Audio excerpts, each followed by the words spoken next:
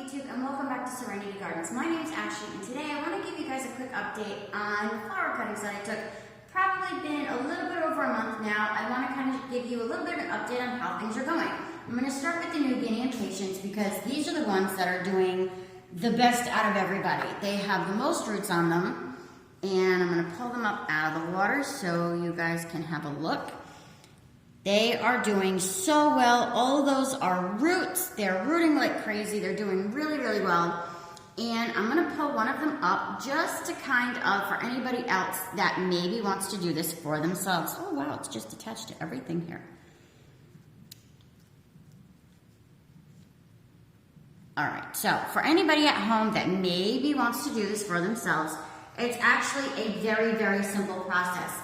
If it's a New Guinea impatient or with any flower, your node is your most important part of the flower because that is where you're going to get all of your roots to come from. And certain flowers can be rooted in water, some can be rooted in soil. And when you're doing it in soil, you can dip it in a rooting hormone and then plant it, or you can just simply put it in soil and let it go. For anybody that doesn't know, the node itself actually has its own root production hormone in it that actually makes it create roots. But me, I decided to do it in water. Again, node is the most important part here. What I did was I took my flower and I cut right below, this right here would be the node. I cut right below it and I cut everything on an angle because it gives it more of a, obviously there's more room, there's more space when you cut it on an angle versus just cutting it, indirect. But you cut right below the node, and right after you do that, you clean everything off, take off any flower buds that are on the flower, and leave it pretty much just like this, and then pop it right in a cup. And these New Guinea impatiens, they rooted very, very quickly. I will say that they probably rooted within 2 weeks being in water. And now I have some other New Guinea impatiens that, again, I took these cuttings, it's been a little bit, probably about a month also, and these guys are just starting out. Again, all I did was cut right below the node, I popped them in water, and believe it or not, if you can see on here, and again, like I said, I take all the buds off because you want all of the energy to go into creating roots. You don't want it to go into creating flower buds or flowers because that's not what we want at that point. What we're looking to do is to create roots. So, believe it or not, I pulled every flower bud off of this when I put it in water, and already there are flower buds beginning to form. And these are only sitting in water. They're not even in soil. So that just goes to show you how well this is actually doing.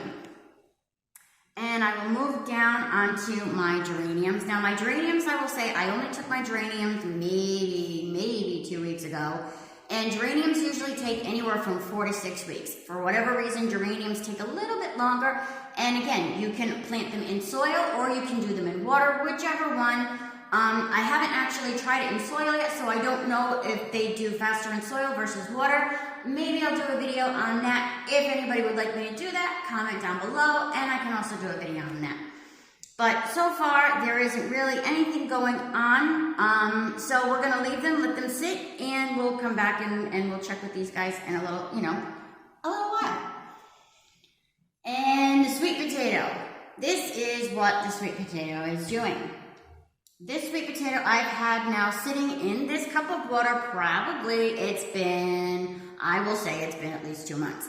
Now, I don't know if it's just the sweet potato itself, but normally you're supposed to have, I don't know, maybe it's just a little bit of a slow mover. I'm waiting for the foliage and the leaf production to start on the top because that is what will happen. And this is only going to make potato slips, sweet potato slips, which once they're formed, I will be able to pull them from here and plant them outside in the soil when it is time, when there is no danger of any frost or freeze or etc. Unless you live somewhere really sunny and hot, then you don't have to worry about any of those things.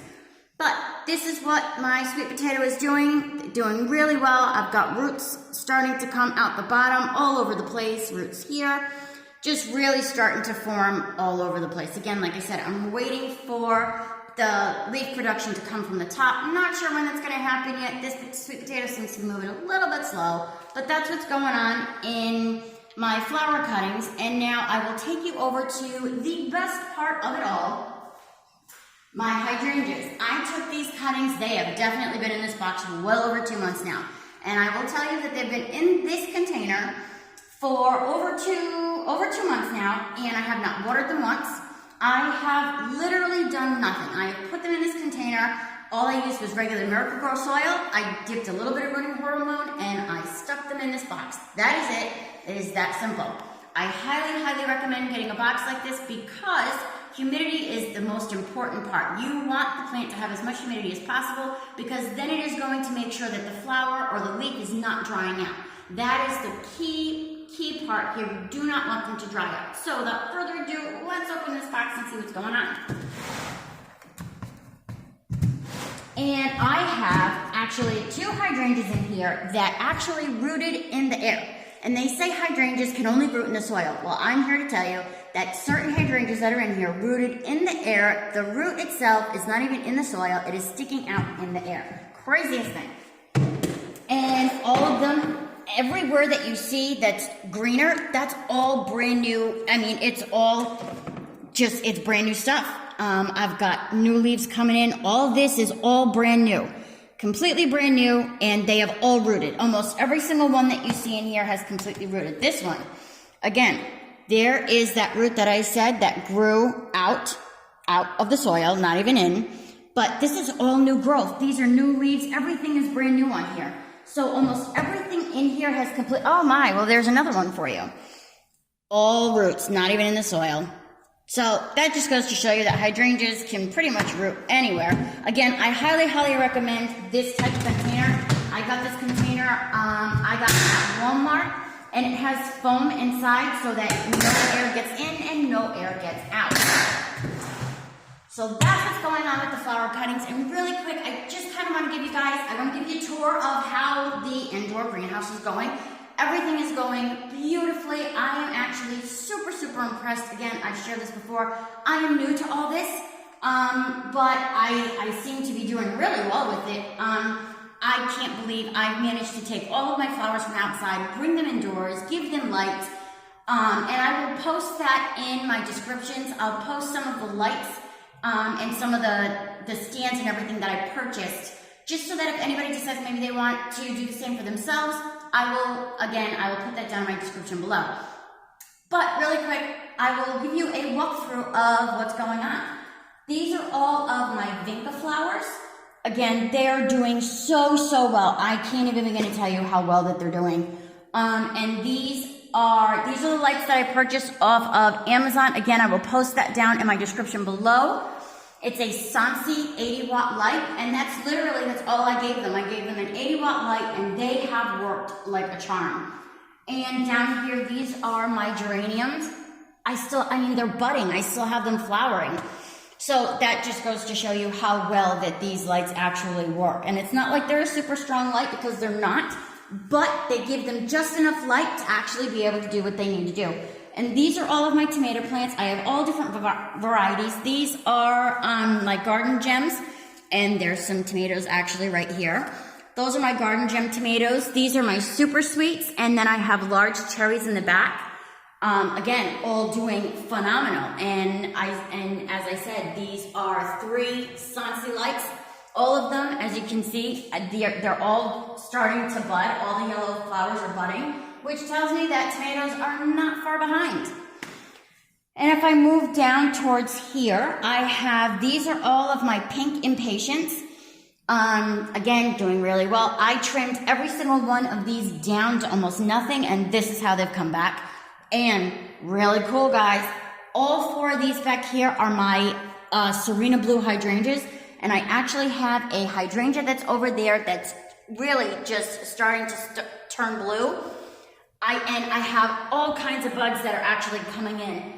I have buds here, back there, over here. I mean, they're budding like crazy. And again, I'm doing this indoors. And this is something that people said that it's very difficult to get a hydrangea to actually do well indoors.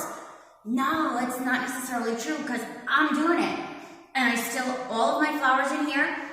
And I am in the middle, literally, in the middle of winter. It is 25 degrees outside, but I have everything inside. I have the room temperature controlled. Everything is sitting at about 68 degrees in here. And again, like I said, everything is doing really, really well. I'm absolutely impressed how well everything is doing. And these right here, these are actually cuttings that I took from this plant down here, and I got them to root, and they rooted, and this is what they're doing. I mean, they just look, they've grown a whole lot since the day that I transplanted them into here. And then I have my big flower table here. I have red begonia, I have red geraniums, white geraniums, petunias. This is one of my flower tables. And again, guys, I can't even begin to tell you how well everything is doing. So I highly suggest that if anybody is looking to do this, if you love flowers just as much as I do, I highly recommend it. If you have the money and you have the time to be able to do it, guys, take your plants from outside, move them in, because I get so much joy from it. I really do, and I love being able to do this. And over on this side, kind of about the same thing. These are my seed geraniums. They're a smaller geranium, and they grow from the seed of the zonal geranium. And down on the bottom, I have my celosia. Celosias are beautiful, vibrant, feather-like flowers. They're gorgeous. And like I said, everything is just doing really well. So again, I'm going to let you guys go with that. I wanted to give you guys an update on the flower cuttings, kind of show you what was going on with indoors. And with that, I'm going to let you guys go. As always, like and subscribe. You guys are awesome, and thanks so much for watching.